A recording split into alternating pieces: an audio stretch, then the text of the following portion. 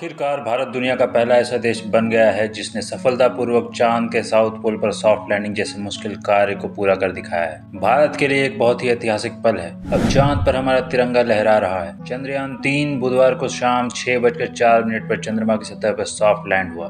देश भर में चंद्रयान-3 की कामयाबी से जश्न का माहौल है, और हो भी क्यों ना। पूरे देश और भारतीय अंतरिक्ष अनुसंधान संगठन इसरो की टीम को बीते 4 साल से इस गौरवान्वित पल का इंतजार था। लेकिन आज हम बात उनकी करेंगे जिनके कारण भारत ने ये मुकाम हासिल किया है। चंद्रयान-3 की तैयारी में 3 साल 9 महीने 14 दिन लगे और भारतीय अंतरिक्ष अनुसंधान संगठन इसरो के लगभग 54 महिला इंजीनियर वैज्ञानिक हैं जिन्होंने सीधे चंद्रयान-3 मिशन में काम किया है। चंद्रयान-3 की सफलता के पीछे इसरो की टीम की कड़ी मेहनत और प्रतिज्ञा है, जिन्होंने अपनी जिंदगी के 4 साल चांद पर तिरंगा फहराने में लगा दिए। उनकी जिंदगी के हर क्षण में सिर्फ मून मिशन रहा। तो आज के इस वीडियो में हम आपको इस मिशन के 5 सबसे महत्वपूर्ण साइंटिस्ट से रूबरू कराने जा रहे हैं। Doctor S Somnath. अगर चंद्रयान-3 की सफलता की बात हो तो इसमें सबसे पहला नाम इसरो अध्यक्ष डॉक्टर एस सोमनाथ का आएगा। इनके नाम का अर्थ ही चंद्रमा का स्वामी है।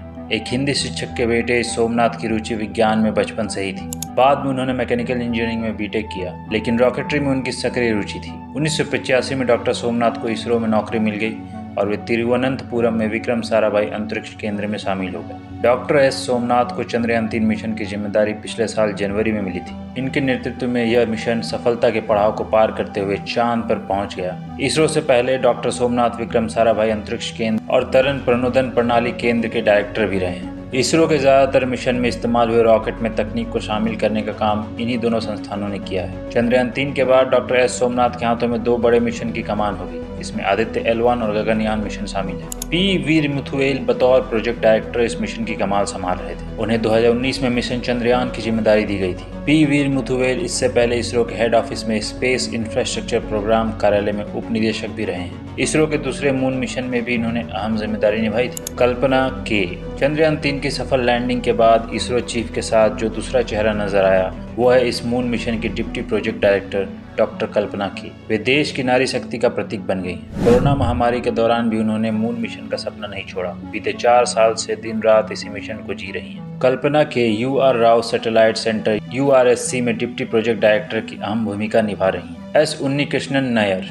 विक्रम साराभाई अंतरिक्ष केंद्र के डायरेक्टर और एरोस्पेस इंजीनियर डॉक्टर उन्नीकृष्णन के पास चंद्रयान-3 से जुड़ी कई अहम जिम्मेदारी रही हैं। इस मिशन के लिए रॉकेट के डेवलपमेंट से लेकर निर्माण की जिम्मेदारी निभाने वाले विक्रम साराभाई अंतरिक्ष केंद्र के वो डायरेक्टर हैं। इनके नेतृत्व में केरल स्थित विक्रम साराभाई अंतरिक्ष केंद्र में geo synchronize satellite launch vehicle GSLV Mark 3 को तैयार किया गया था। इंडियन इंस्टीट्यूट ऑफ साइंस से पढ़ाई करने वाले डॉक्टर उन्नीकृष्णन ने चंद्रयान-2 की असफलता के बाद उन सारी कमियों को समझा और नए मिशन की सफलता के लिए रणनीति तैयार करने का काम इन्होंने ही किया। M Shankaran UR Rao satellite centre URSC के डायरेक्टर हैं। इस संस्थान के पास इसरो के सैटेलाइट को तैयार और डिजाइन करने की जिम्मेदारी थी। शंकरन के नेतृत्व में टीम सैटेलाइट के कम्युनिकेशन, नेविगेशन, रिमोट वर्किंग, मौसम की भविष्यवाणी और ग्रहों की खोज करने की जिम्मेदारी निभा रही थी। एम शंकरन 1986 में भारतीय दार्शन विश्वविद्यालय तिरुचिरापल्ली से फिजिक्स में मास्टर डिग्री हासिल की। इसके बाद वो इसरो के सैटेलाइट सेंटर से जुड़े,